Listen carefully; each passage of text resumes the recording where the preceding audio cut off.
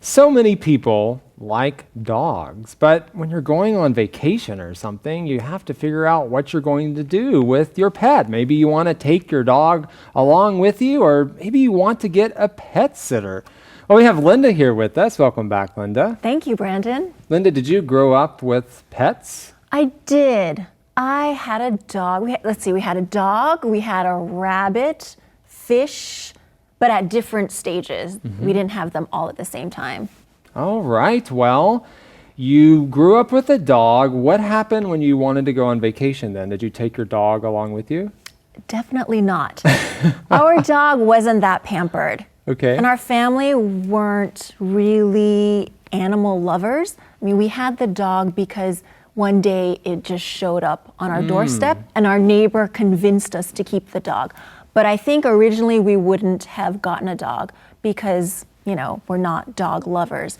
So our dog, it didn't get pampered, it didn't get to go to the groomers, it probably went to the dog groomer once in its life. Oh, wow. But when we'd go out, we just leave it in the yard and it would take care of itself. I mean, we would leave it food. Yes. But we didn't pamper it some dogs. Yeah, I grew up in a similar situation. Our pets were rarely pampered, and so I can relate to that. So you didn't have, you didn't take them to a pet hotel or any kind of thing? No, definitely not. I didn't even know pet hotels existed. Right.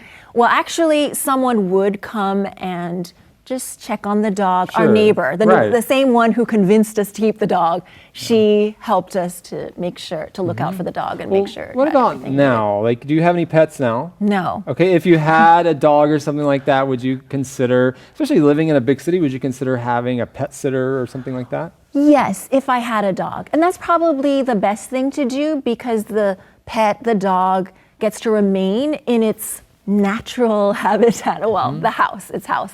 And so it'll be familiar, and just having someone come in,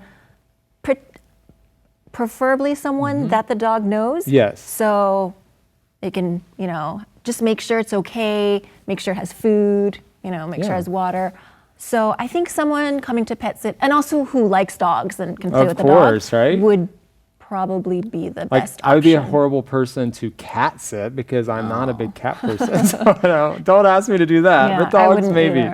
Well, let's talk about some of your observations that you've had concerning dog owners. Do you think dog owners need to, do a better job of making sure that they are following social norms when out in public? I mean, we go out in the park from time to time and we see people with their dogs, and sometimes we wonder, is that okay? Yeah. Should they be doing this or that? What are your thoughts? Sometimes they're not doing such a good job of making sure their dogs are following the norms. For example, keeping your dog on a leash. Some parks or areas don't require that, but it's just common courtesy to have your dog on the leash if you're walking around in a public place.